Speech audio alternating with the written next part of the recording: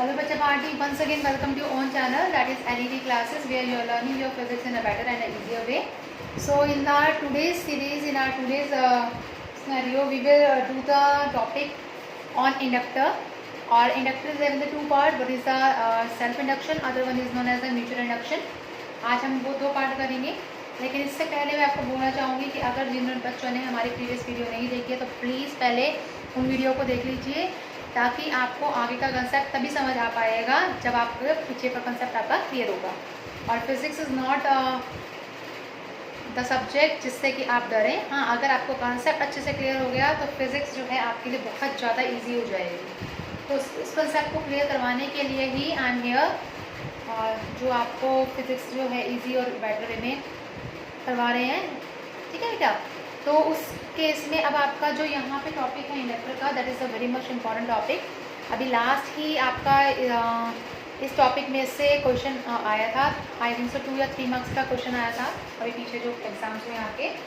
तो प्लीज़ इस टॉपिक को भी ध्यान से देखें। और साथ में प्लीज़ जो बच्चे नए जुड़ रहे हैं हमारे साथ, प्लीज़ हो सके तो आप शेयर करिए इन वीडियोस को, ताकि ये वीडियोस उन बच्चों तक पहुंच सके जो अफोर्ड नहीं कर सकते tuitions. And please like it and subscribe it with the bell icon, ताकि आपको डेली की नोटिफिकेशन हमारी मिलती रहे। चलिए अब हम चलते हैं अपने टॉपिक की तरफ। हमारा जो टॉपिक है वो है आपका बेटा इंडक्टर। इंडक्टर होता क्या है, इंडक्टर और कैपेसिटर में क्या डिफरेंस है। ठीक है, कई बार क्वेश्चन माइंड में ये क्वेश्चन आता है कि इंडक्टर क्या होता है, इंडक्टर और कैपेसिटेंस में हम क्या डिफरेंस कर सकते हैं। तो इंडक्टर जो होता है, इंडक्टर एक ऐसा डिवाइस है जो कि क्या करता है, एक टेम्परेरी एनर्जी को स्टोर करता है। लेकिन जो कैपेसिटर होता है, कैपेसिटर वो डिवाइस है जो कि परमानेंटली एनर्जी को स्टोर करता है। ठीक है, ये तो टेम्परेरी करेगा, लेकिन कैपेसिटर क्या करेगा, परमानेंटली करेगा। ओके बेटा, तो इंडक्टर का जो सिंबल होता है वो कुछ इस तरह का होता है, एक कॉइल्ड स्प्रिंग की तरह का, जैसे एक सोलेनोइड होती है, बिल्कुल वैसा होता है। तो इसमें हम क्या करते हैं, हम एक अगर इंडक्टर लें और इंडक्टर को हम क्या करते हैं, स्विच के साथ हम अगर वो कर दें। तो यहाँ पे मैं आपको दिखाती हूँ, ये इंडक्टर है आपका। ठीक है, इसको मैंने क्या करा, एक सेल के साथ और एक स्विच के साथ मैंने लगा दिया। तो जैसे ही आप की को टैप करोगे, करंट इसमें से फ्लो करेगा, और करंट फ्लो करने की वजह से क्या होगा, इसके अंदर से मैग्नेटिक फील्ड प्रोड्यूस होंगी। जितना ज़्यादा करंट उतना ज़्यादा मैग्नेटिक फील्ड, और जितनी ज़्यादा मैग्नेटिक फील्ड होगी उतना ज़्यादा क्या होगा, फ्लक्स चेंज होगा। फ्लक्स चेंज होने की वजह से ईएमएफ इंड्यूस हो जाएगा, है ना। तो हमारे पास सोलेनॉइड के केस में, जो आपने मैग्नेटिक चैप्टर में देखा होगा, सोलेनॉइड के केस में हमारे पास बी का जो फॉर्मूला आता है वो क्या आता है, that is mu not N into I. N number of turns के लिए जो आपका सोलेनॉइड के केस में हमें मैग्नेटिक फील्ड का फॉर्मूला आता है, that is mu not N into I. और हमें पता है कि फ्लक्स अगर चेंज होता है तो फ्लक्स का फॉर्मूला क्या होता है, बी इंटू ए। बी की वैल्यू आपको पता है, that is mu not N into I into A. ठीक है बेटा, तो अगर हम इस सोलेनॉइड के या इंडक्टर के नंबर ऑफ टर्न्स को इंक्रीज करते हैं, एन अगर नंबर ऑफ टर्न्स है तो 5 किसके इक्वल हो जाएगा, एन बी के इक्वल हो जाएगा। यहाँ रहेगा एन बी ए का मतलब म्यू नॉट आई आई ए, आपके पास ये फॉर्मूला हो जाएगा। ठीक है, तो यहाँ जो ये एन है, what is this N called, N is known as the number of turns per unit length. इस एन को क्या बोलते हैं, number of turns per unit length. और कैपिटल एन क्या है, कैपिटल एन आपका नंबर ऑफ टर्न्स है। ठीक है, N is equal to N by L, ये आपका क्या रहेगा, फॉर्मूला रहेगा। अब आपने क्या करना है बेटा, अब आपने करना है इस फाई के अंदर जहाँ पर भी एन है उसके प्लेस पर आप क्या पुट कर देंगे, एन बाई एल पुट कर देंगे। Number of turns per unit length को आप पुट कर देंगे इसके अंदर। तो क्या हुआ, जब आपने क्या करा, इसको नंबर ऑफ टर्न्स के साथ मल्टीप्लाई कर दिया, तो एन इंटू एन क्या बन गया आपका, एन स्क्वायर बन गया, और बाकी सब टर्म्स कैसे रही, एज इट इज रही। तो यहाँ से आपने देखा कि अगर आप एरिया को इंक्रीज करो तो फ्लक्स भी क्या होता है, इंक्रीज हो रहा है, डायरेक्टली प्रोपोर्शनल है। और अगर आप करंट को इंक्रीज करो तब भी क्या हो रहा है, फ्लक्स इंक्रीज हो रहा है। अब यहाँ पे जैसे ही करंट आप फ्लक्स को चेंज करवा रहे हो, वैसे ही आपके पास क्या जनरेट होगा, फ्लक्स चेंज हो रहा है तो ईएमएफ जनरेट होगा। और वो जो ईएमएफ है वो क्या करेगा, करंट को इंड्यूस करेगा। ठीक है, तो इंडक्टेंस अब आता है यहाँ से कि फ्लक्स अगर चेंज हुआ तो करंट भी क्या होगा, चेंज होगा। Flux is directly proportional to आई।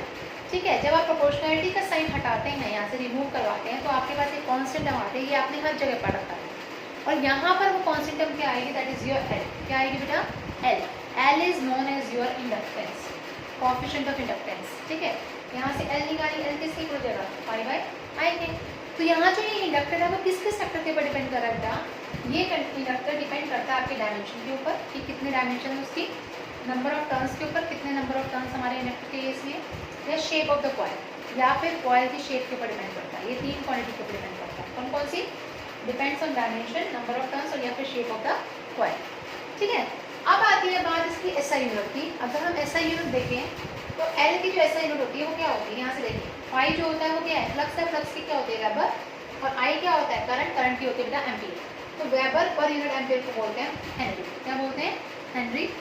अब अगर सपोज करो यहाँ पर इसी इंडक्टर में नंबर ऑफ टर्न्स ले ली जाए एन, तो एल किसके इक्वल हो जाएगा, N phi I, phi by I के इक्वल हो जाएगा। अब यहाँ से क्या करो, इस आई को इसके पास ले जाइए, एन फाई किसके इक्वल हो जाएगा, एल आई के इक्वल हो जाएगा। अगर हमने एक इंडक्टर के केस में निकालना है, एक पार्ट में, एक टर्न के केस में निकालना है, तो हम क्या करेंगे, डिफरेंशिएट करेंगे। तो जब आप इसको डिफरेंशिएट करेंगे तो डिफरेंशिएट में क्या आएगा बेटा, एन एज इट इज, इसका डिफरेंशिएट करें रिस्पेक्ट टू टाइम, तो इस जगह D phi by D T, L as it is, I का अगर डिफरेंशिएट करेंगे तो कितना हो जाएगा बेटा, D I by D T. तो यहाँ पर आपने देखा होगा कि N D I by phi by D T किसके इक्वल था, फैराडेज लॉ के अकॉर्डिंग, जो मैंने अपनी पिछली सीरीज में बताया था, that is equal to minus E. अगर आपने नहीं देखी तो प्लीज़ आप वो सीरीज जाके देख सकते हैं। तो यहाँ पे आपके पास हो गया minus E L D I by D, या फिर ई किसके इक्वल हो गया, minus L D I by D. तो यहाँ से अगर हमने 1 हेनरी को डिफाइन करना है, then how you will define the 1 henry. हम कैसे डिफाइन करेंगे 1 हेनरी को, ध्यान से देखिए।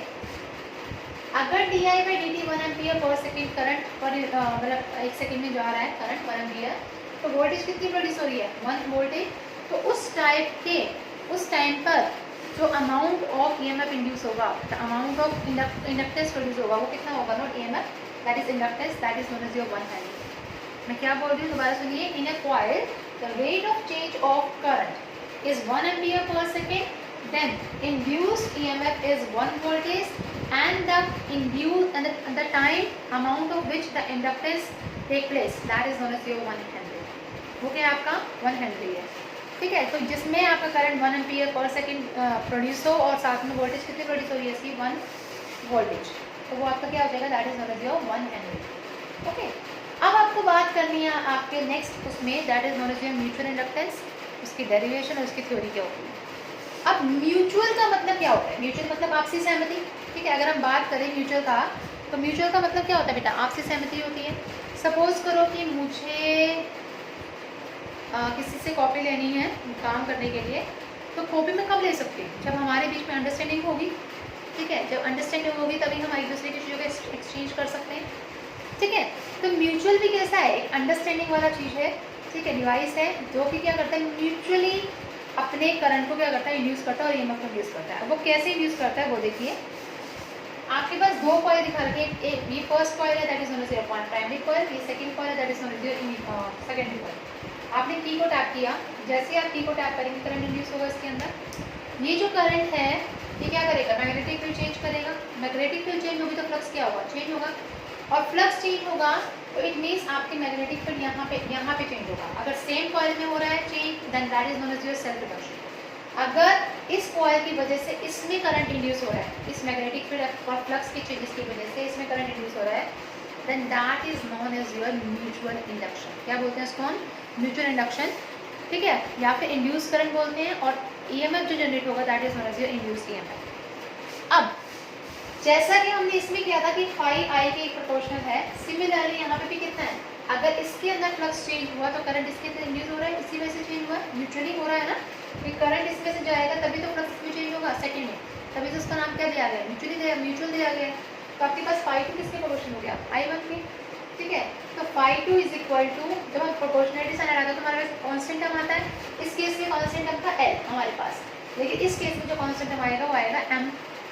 ठीक है, इसको M21 इसलिए दिया कि सेकंड के ऊपर फर्स्ट की वजह से जो म्यूचुअल इंडक्शन हुआ तभी हमने इसको M21 नाम दिया, M21 I1।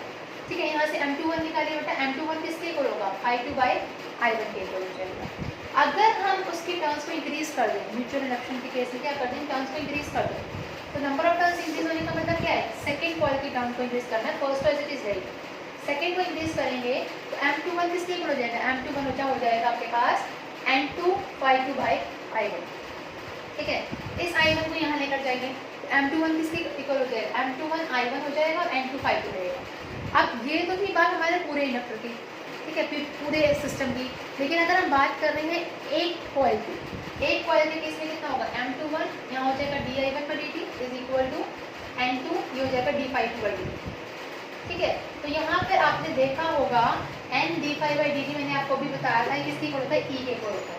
तो यहाँ सेकंड कॉइल है तो सेकंड के केस में माइनस ई टू लिखना पड़ेगा। तो minus e two is equal to M21 di1 by dt। तो यहाँ से जो E2 है वो किसके इक्वल हो जाएगा बेटा, minus M21 di1 by dt। ठीक है। तो ये EMF आ गई किस केस में, आपकी म्यूचुअल इंडक्टेंस के केस में। और ये क्वेश्चन बहुत इंपॉर्टेंट है, बहुत बार पूछा जाता है आपके पेपर में। तो इसकी SI यूनिट भी क्या होती है, सेम होती है as it is of the induction, self induction के केस में। जैसे सेल्फ इंडक्शन के केस में 1 हेनरी था, यहाँ पे भी कितना होगा, 1 हेनरी होगा इसका। और 1 हेनरी किसके इक्वल होगा कि 1 एम्पीयर पर सेकेंड जब करंट चेंज होगा आपके कॉइल के अंदर, तो वोल्टेज कितना प्रोड्यूस करेगा, 1 वोल्ट प्रोड्यूस करेगा। तो उस टाइम के अंदर, उस अमाउंट ऑफ टाइम के अंदर जो हमारा म्यूचुअल इंडक्टेंस है वो कितना हो जाएगा, that is known as your 1 henry. ठीक है। तो ये था आपका इंडक्टेंस का केस, ये थे आपके induction, self induction and mutual induction, जो कि बहुत ज़्यादा इंपॉर्टेंट है आपके एग्जाम पॉइंट ऑफ व्यू से। इसको सिर्फ लिखा मैंने इसलिए था ताकि आप लोग इतनी बड़ी वीडियो ना देखें, जस्ट लिखा होगा तो समझ आपको इजीली आ जाएगा। ठीक है। तो for the sake of simplicity only मैंने पहले ही लिख के रखा था, अदरवाइज मैं आपको वैसे भी करवा देती। तो बेटा प्लीज़ हो सके तो इसको शेयर करिए, जितना शेयर करेंगे उतने आप लोगों की ब्लेसिंग्स हमें मिलेंगे, उतना ज़्यादा सपोर्ट मिलेगा, उतनी ज़्यादा मुझे खुशी होगी बहुत ज़्यादा। तो अगर आप इसमें से करते हैं तो आई एम डैम श्योर। देखिए बेटा, फिज़िक्स के केस में बच्चे बहुत घबराते हैं कि फिज़िक्स बहुत ज़्यादा टिपिकल है। टिपिकल नहीं है, अगर आपको कंसेप्ट अच्छी तरह समझ आ जाते हैं तो आप फिज़िक्स को ईजिली कर सकते हैं। ठीक है। और कंसेप्ट आने के लिए आपको क्या करना पड़ेगा, एक एक चीज़ ढंग से पढ़नी पड़ेगी। हाँ, अगर आप NCERT के सारे टॉपिक्स, NCERT के एक्सरसाइज क्वेश्चन आंसर, एग्जाम्पल, और साथ में अगर मैं बोलूँ कि उसके एडिशनल क्वेश्चन अच्छे से कर लेते हैं तो आप लोगों के मार्क्स आने से कोई नहीं रोक सकता, ये ध्यान रखिएगा। ठीक है। आई एम डैम श्योर, मैं गारंटी के साथ आपको बोलती हूँ कि अगर आप इन सब चीज़ों को अच्छे से पढ़ लेंगे, स्टार्टिंग से पढ़ेंगे, तभी जाके आपके मार्क्स क्या होंगे, बहुत अच्छे आएंगे। और क्या कहते हैं, आने भी चाहिए। ठीक है। You all are hard worker, you are all are the tomorrow's scientist. तो प्लीज़ आप इससे जितना हो सके शेयर करिए, लाइक करिए।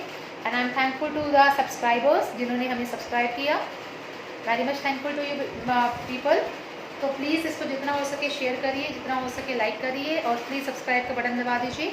और सब्सक्राइब के साथ एक बेल का आइकन होगा, प्लीज़ आप उसे प्रेस करिए ताकि आपको हमारे डेली की नोटिफिकेशन मिलते रहे। Thank you so much.